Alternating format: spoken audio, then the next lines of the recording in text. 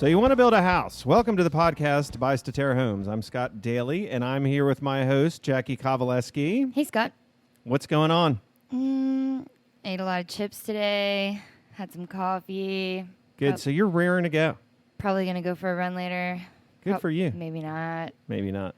We'll see. We'll see. So listen, today we're going to go a little unscripted, which is not unusual, but usually we go off script. And so there's a difference between unscripted and off script. Yes. And so we're typically off script, but today we're a little unscripted. So No, we're taking a lot unscripted. Okay, a lot. We're taking a phenomenal podcast risk and just drawing on sheer professionalism today. Oh, yeah. Right? You could call it that. Right. What are we talking about today, Jackie? Well, you tell me. You know what we're talking about? We're going to talk about home design Yes.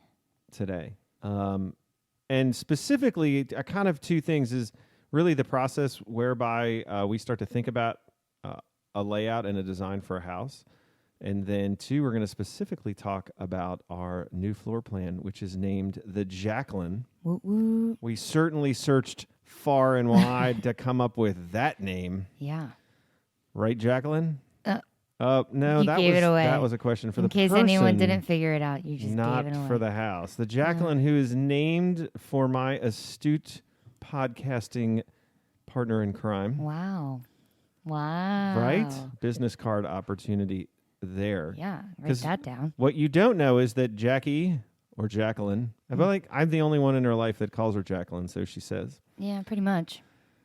And I have some cousins that call me Jaclyn. Right. It's weird, but we can keep There we going. go. That was an insult for those of you keeping score at home. Yeah. Which she just confirmed. Great. Yeah, right. I love them. It's just weird. It's like this in the office, just so you know. What's it like at Statera? Oh, it's like that. Yeah, it's like that. So anyway, Jackie started did a summer internship with Statera. Mm-hmm. She was our first and only summer intern. Honored. And so we made her silly business cards for that. So maybe there's more opportunities for silly business cards. The silliest business cards. Right. Which Scott showed up with a box of business cards from Staples, and I had never had a business card before.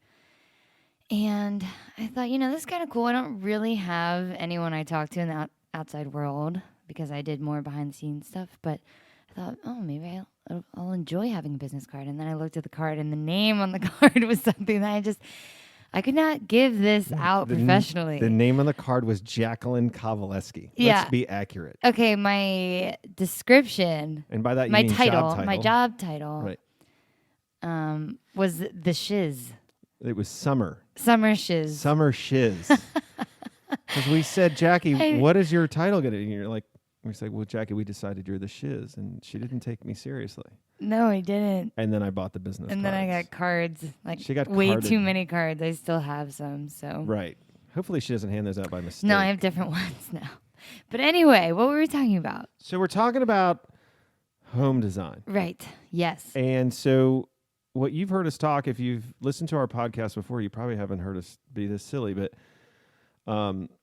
what you've heard us talk about is this idea that we want to craft a house around your life, and that our job at Statera, or our goal, or our mission, whatever you want to call it, is to understand enough about your life and help guide you to a house that makes sense and fits around your life. Mm-hmm. And what we do for most people, how that works out in the practical real world, is a lot of people start with some of our pre-designed floor plans that they like, that either fit a certain size that they have for a lot that they're looking at, or we offer these in our communities and people want to buy a lot home package, or folks just don't really want to start with a blank slate. So they start with one of these pre-designed plans, and then we come alongside them, help understand a little about their lives, their budget, their needs, and see how we can then craft that floor plan. So the floor plans are kind of like a starting point. They are the rough outline, if you will, of a final house. And so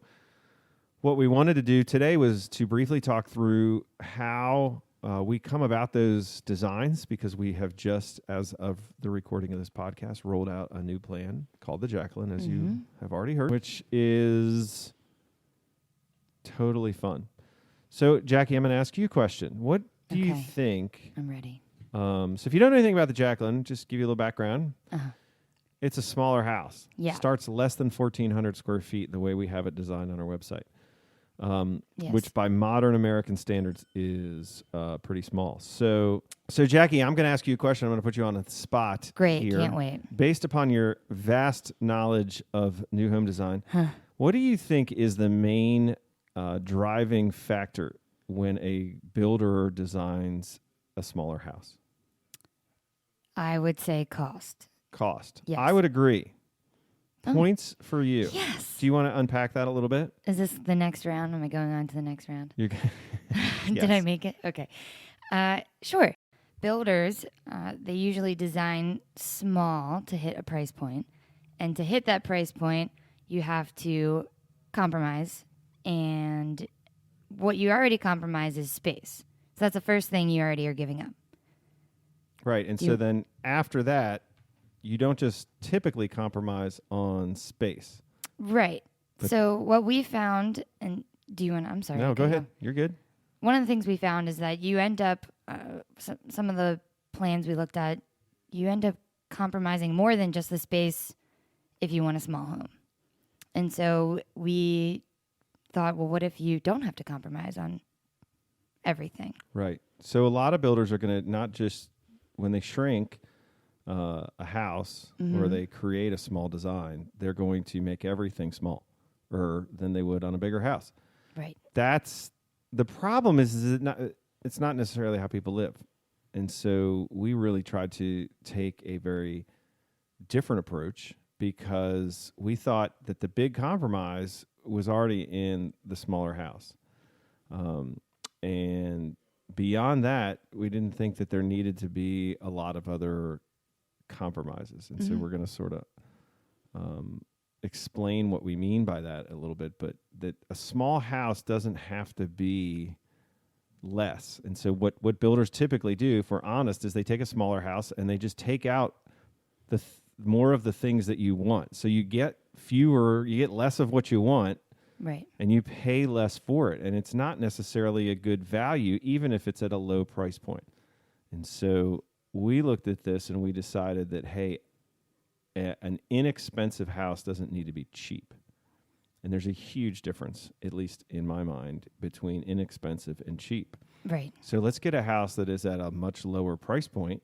So it is, by definition, a little more affordable, but let's not make a cheap house. Right.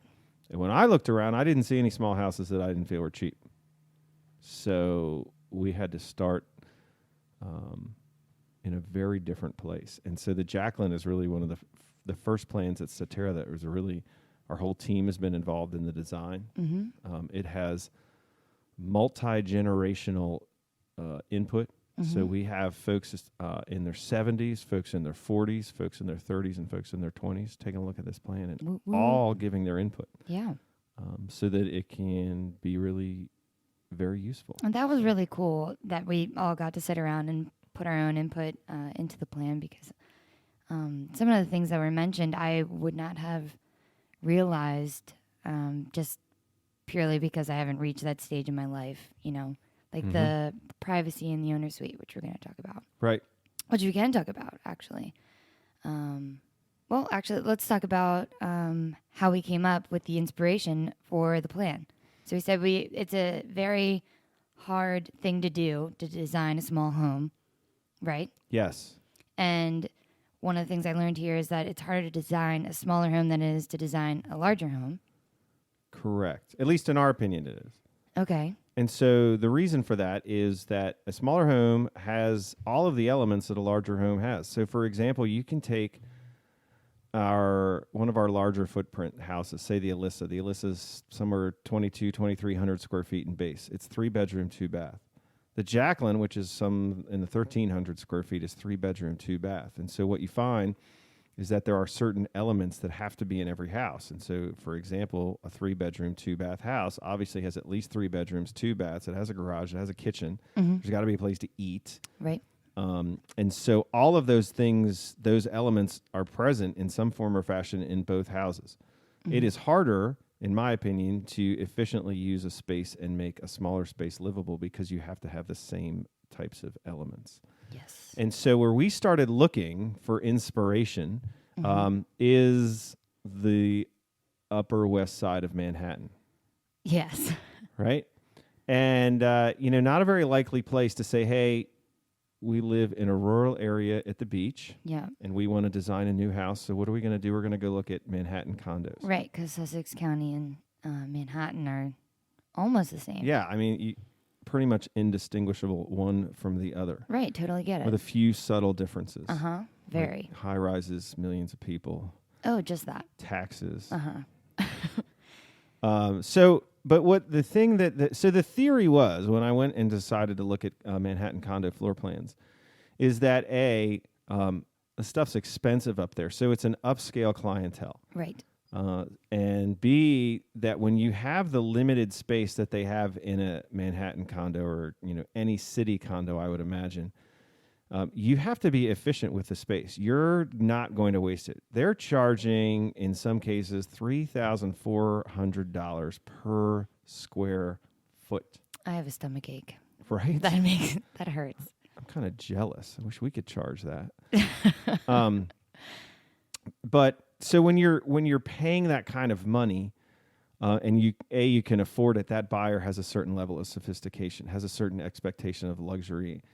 And I think as a demanding customer, that somebody who's buying a much smaller house might not have that level of sophistication and experience, but deserves the same living experience, just the same. So the Jaclyn really started, we looked at a couple of condo layouts that were from the Upper West Side that were new construction.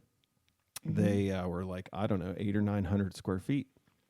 Very cool. But they're 2 bedrooms and so we were able to take that, and it's a pretty big journey from being a condo layout to being a single-family plan. Yeah, I think you should definitely give yourself a lot more credit because you had, I don't even know how many papers on your desk. Not that that's unusual. That was another insult for those of you keeping score. However, I mean, Jackie 2, Scott 0. It was this process was constantly Scott going, how about this? How about this? How about this? I fixed this. What about this? Look at this, And so you picked out all these different things and you took the best qualities or what you thought were the best qualities and then presented them to the Statera team, which was really cool to see how this floor plan all came together. Yeah, it was a neat process. Yes. And I don't know that I'd give myself that much credit, but just do it.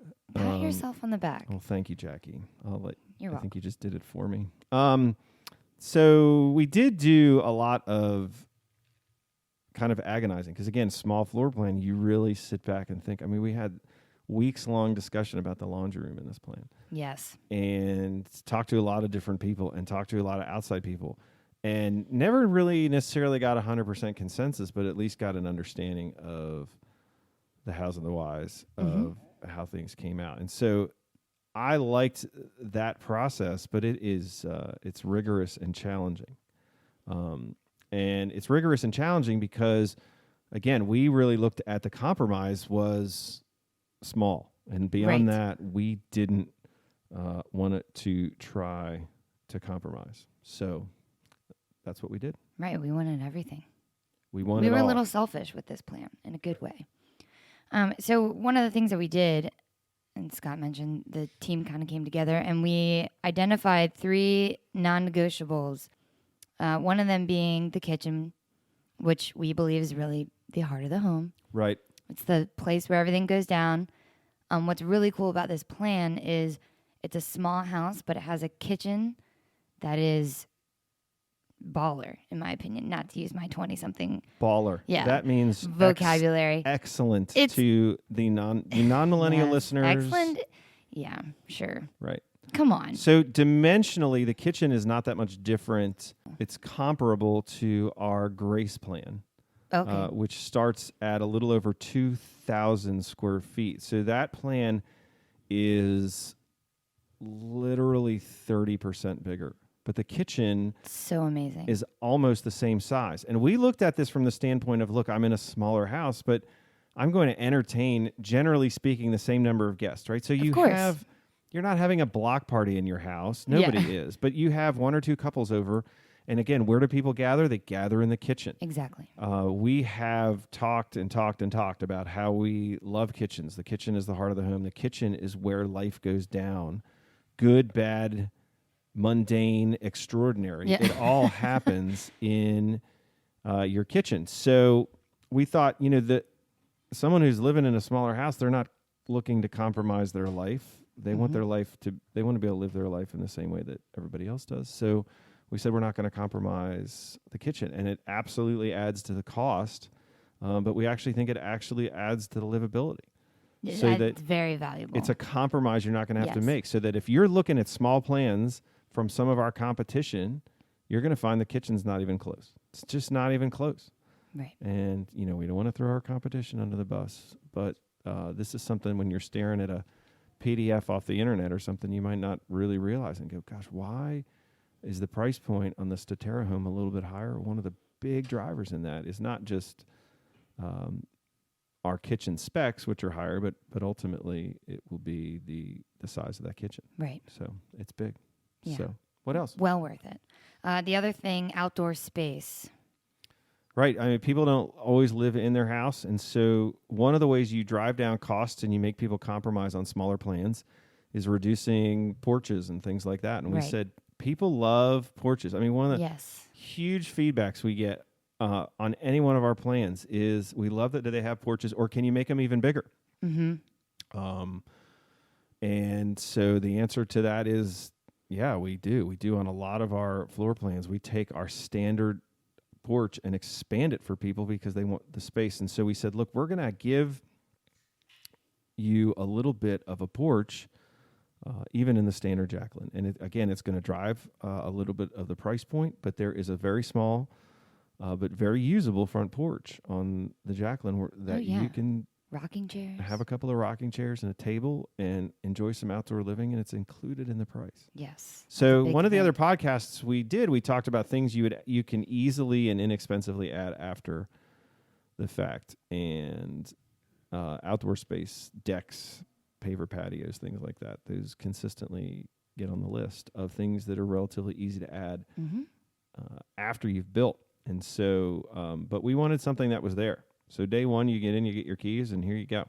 You've got some outdoor living space. So yes. What else?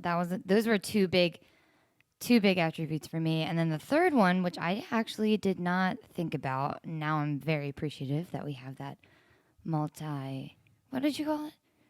The input that we had on this plan? Multi-generational. Oh, well, there you go. Right. I thought it was something else, but okay.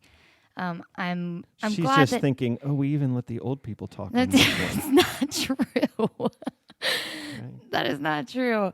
I'm just thankful that there were other opinions rather than my own, because clearly I don't know what's good for me. As a millennial, she was totally shocked that the old people had anything to add. The millennial argument. Right. Look, let's talk about the owner suite privacy. Yes, ma'am. This is the third factor.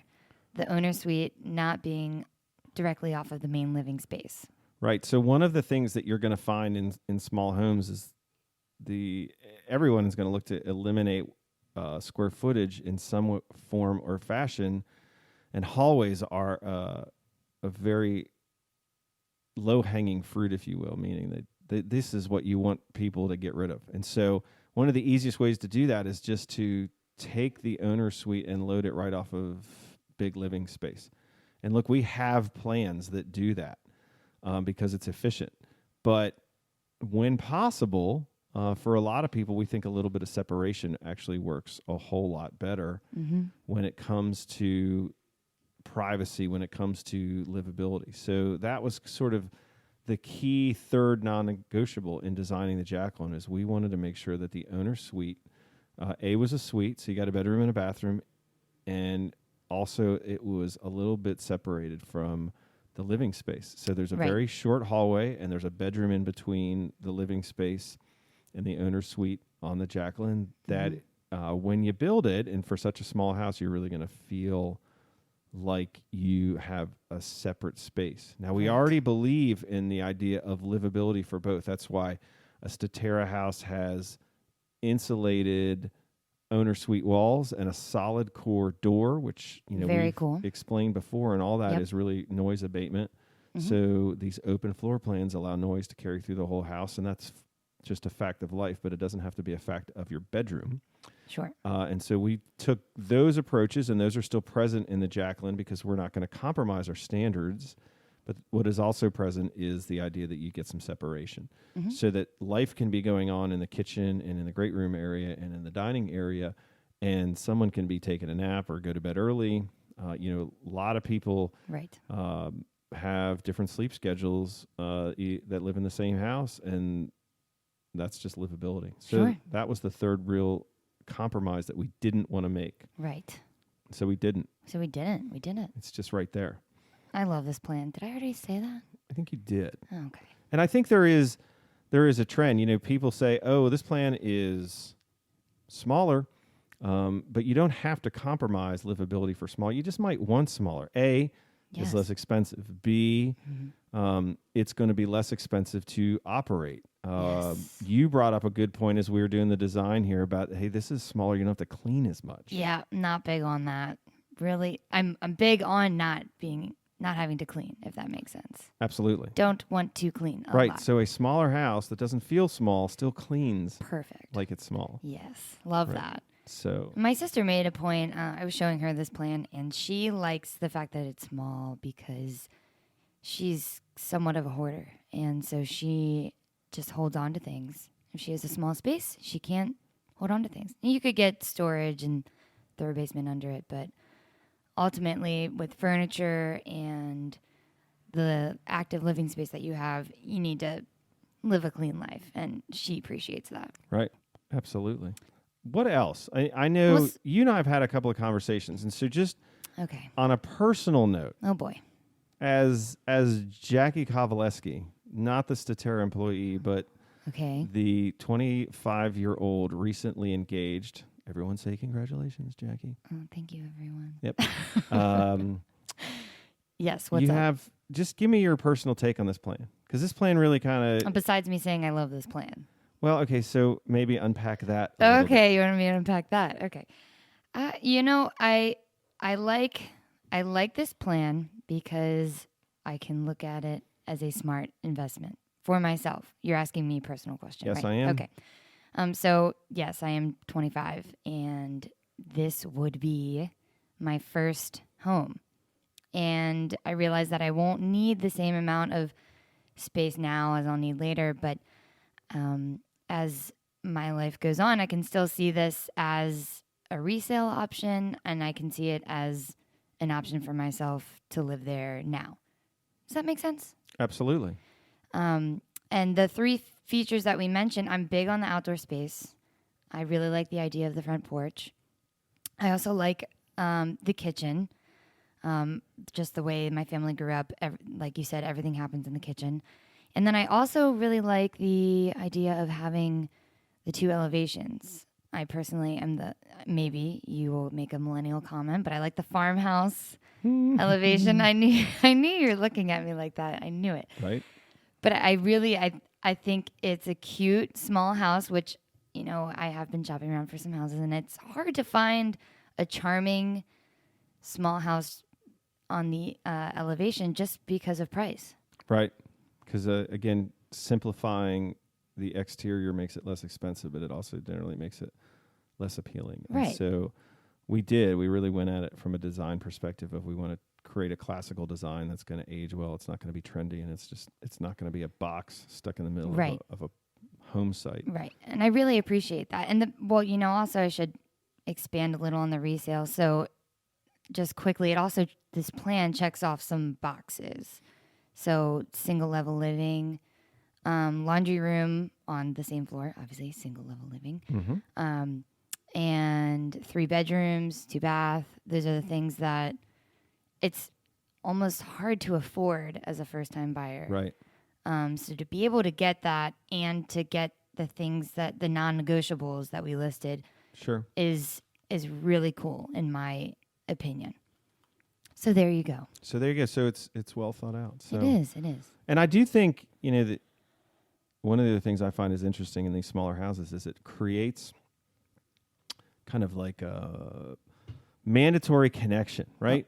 So we live in this world where everyone is quote unquote connected, but everyone's lonely because we're connected through social media or through phones or technology, whatever. And, it's not a human meaningful connection. And so I think sometimes when you deal in a smaller home, you're living in a smaller space, you're living in closer proximity to people. Sure. Versus living in a large home that you can have a lot of separation, that a smaller home might actually create a little more community within the group of people that are living in it, just because there isn't that individual space to go and hide for everyone. And when you really think back, regardless of where you are in your life, when you really think back, you think how you're living right now, because we look at this plan, I like this plan as well, and I'm a little bit older than you. We're empty nesters. We don't have any of our kids at home. They're all grown. Mm-hmm. And we really don't live in a space inside our house that is much bigger, actually could be smaller than all of the space in the Jaclyn. Okay. I mean, so what rooms do you use? Because my parents have a piano room. Yeah, we don't, and we wouldn't use it. We all took lessons. Right. But now we're adults. Yeah, so that room just never gets used. It's just pretty. It's really pretty. We have a formal dining room. Yep. That my wife does puzzles on. I've seen that dining room, and I've seen the plates, the decorative plates and napkins. Right. Well, so those are gone and have been replaced by puzzles. Hey, at least it's functional now. That is the puzzle room. Okay. We have 1, 2, 3, 4 empty bedrooms. Wow. That if we don't have guests, they're unoccupied. We have an entire upstairs, a 1.5 story that we never use. Mm-hmm. That's one of the bedrooms, but there's also a bonus room on the front of that. So basically, we use our kitchen, our great room, and our bedroom suite, and then we use some outdoor living space off the back. And if we added all that up, it would not be the same size as a Jaclyn. Right.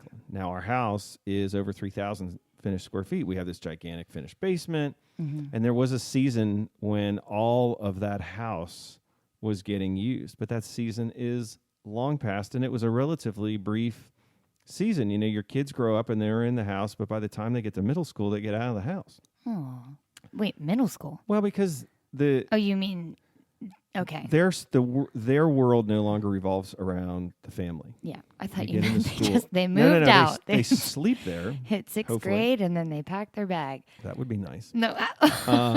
Oh, did I say that out loud? Yeah, you did. But by the time they hit middle school or certainly high school, mm-hmm. the social center of a young person's life is not the home anymore. Whereas when you're 8 or whatever, you're playing in the neighborhood, you're playing at home, you're playing at my house. Right. Okay. That's how that works. Yeah, so exactly. So I think there is, when you sit back and realize how much of this space am I really going to use, mm-hmm. And you sit back and think, well, we need to build a 3,000 square foot house. Like, do you? Right. Because it's going to cost, right? Yeah. This new construction is a lot more expensive than used houses mm-hmm. right now. I don't think that's really going to change.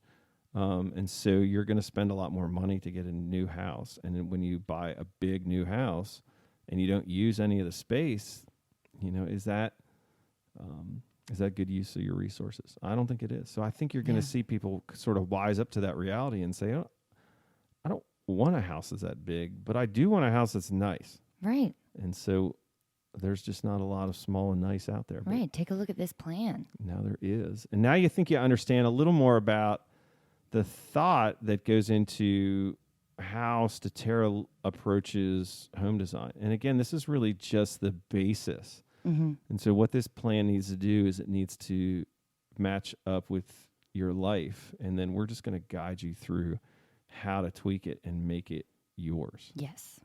And that's something that's exciting and that we're looking forward to. Yeah, very cool. So is there anything else that we want to cover on this idea of design? No, I don't think so, Jaclyn? Unless you want to hit me with another surprise. No surprises. Okay. Not today. But I hope that was an entertaining experience. And so This is the So You Want to Build a House podcast. I'm Scott Daly. And I'm Jackie Kowaleski. And we'll see you on the next episode.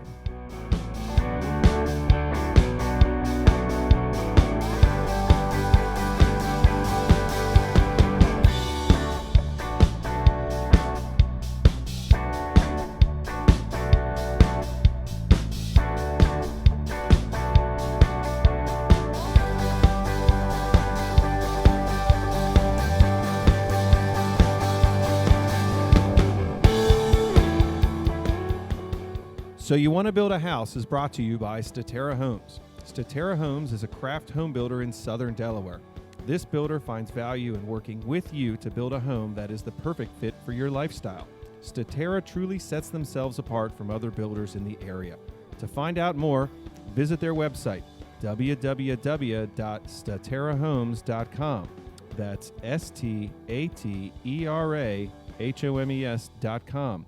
Or call their model home at area code 302-329-8881. That's 302-329-8881. Music from this podcast was by the band Defining Parallel from their recent single, Painted Lives.